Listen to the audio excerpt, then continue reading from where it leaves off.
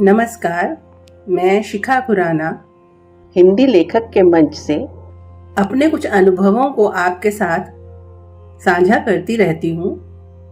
ऐसे ही कुछ बेहतरीन अनुभव एक कहानी के रूप में आपके सामने एक बार फिर पेश करने जा रही हूँ। आशा करती हूँ आप इसे पसंद करेंगे। अगर आपको ये कहानी पसंद आती है तो कृपया लाइक शेयर ज़रूर कीजिए और अपनी प्रतिक्रिया भी अवश्य दीजिए।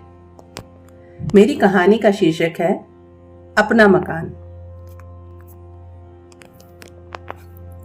जीवन में हम जिस चीज के पीछे सबसे ज्यादा भागते हैं उसे ही पाने के लिए सबसे ज्यादा संघर्ष करना पड़ता है।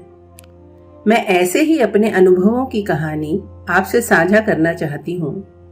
मैंने अपने माता पिता को अपना मकान बनाने के लिए बहुत संघर्ष करते देखा था। मैं समझ चुकी थी कि जीवन में अपना मकान बनाना एक बहुत बड़ी उपलब्धि है। मेरी शादी मेरे परिवार ने ही तय की थी। मैं शादी के लिए तैयार तो थी, पर शर्त ये थी कि लड़का अपने खुद के मकान में रहता हो। मुझे जीवन भर मकान बनाने के लिए संघर्षरत नहीं रहना था।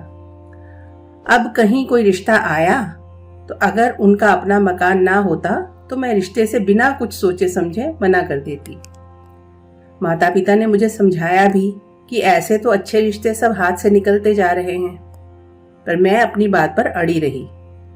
जब मेरे पति से मेरे रिश्ते की बात चली तो पता चला इनका अपना मकान तो है, पर बहुत छोटा सा है। माँ पापा रिश्ते ढूंढ ढूंढ कर परेशान से तो थे ही, और बाकी सब तो ठीक ही लग रहा था, तो हमारी शादी तय हो गई। अब शादी के 1 साल बाद मेरे देवर की शादी तय की गई।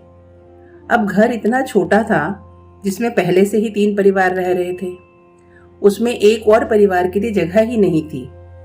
अब क्योंकि मैं और मेरे पति दोनों नौकरी करते थे तो हमसे कहा गया अपने लिए अलग घर बनाने को, और क्योंकि बाकी दोनों भाई मेरे ससुर की दुकान चलाते थे तो उनको वो घर और दुकानें दे दी गई। मैं जिस मकान के लिए हाय तौबा मचाए हुए थी कि मुझे अपने माता पिता की तरह मकान के लिए जीवन भर नहीं लड़ना, वही हालात अब मेरे आगे थे।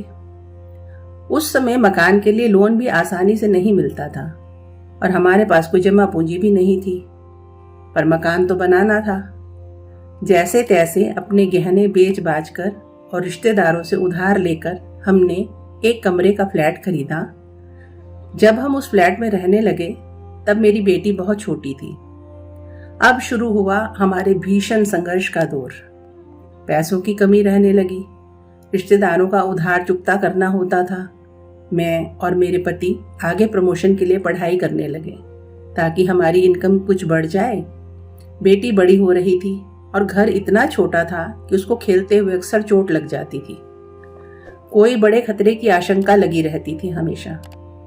हम दोनों को प्रमोशन मिलते ही हमने तय किया कि बैंक से लोन लेकर 1 बेडरूम का फ्लैट लिया जाए, और हमने 1 साल के बाद ये बड़ा फैसला लिया और 1 बेडरूम का फ्लैट खरीदा। बड़ी मुश्किल से जीवन घिसट रहा था, हमेशा तनाव में ही रहते थे हम पति पत्नी। 4 साल बाद मेरा बेटा पैदा हुआ। अब खर्च और कर्ज दोनों के नीचे दबे जा रहे थे हम। 10 साल तक हम उसी मकान में रहे, कभी उसकी मरम्मत करवाने तक की हिम्मत नहीं कर पाए। अब बच्चे बड़े हो रहे थे तो कम से कम 1 कमरे की जरूरत बढ़ रही थी। बच्चों को अपनी पढ़ाई के लिए भी जगह चाहिए थी। अब थोड़े कर्ज भी कम हो गए थे और बैंक लोन भी आसानी से मिलने लगे थे, तो हमने 2 बेडरूम का मकान ले लिया। वहां भी हम 12 साल तक रहे।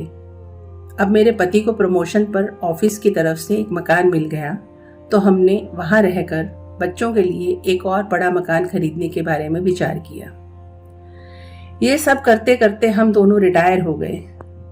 अब हमने अपना मकान तो बना लिया, पर हुआ वही कि मुझे भी अपने माता पिता की तरह जीवन भर मकान के लिए एड़ियां रगड़नी पड़ी। अब मेरा सपना बदल गया था कि मेरी बेटी की शादी उसी से करूंगी जिसका अपना मकान हो, और इतिहास फिर पुनरावृत्ति हो रही है और मेरी बेटी भी अपने मकान को बनाने के लिए संघर्षरत हो रही है। अगर आपको रचना पसंद आती है तो लाइक्स और कमेंट्स ज़रूर करें और शेयर कीजिए।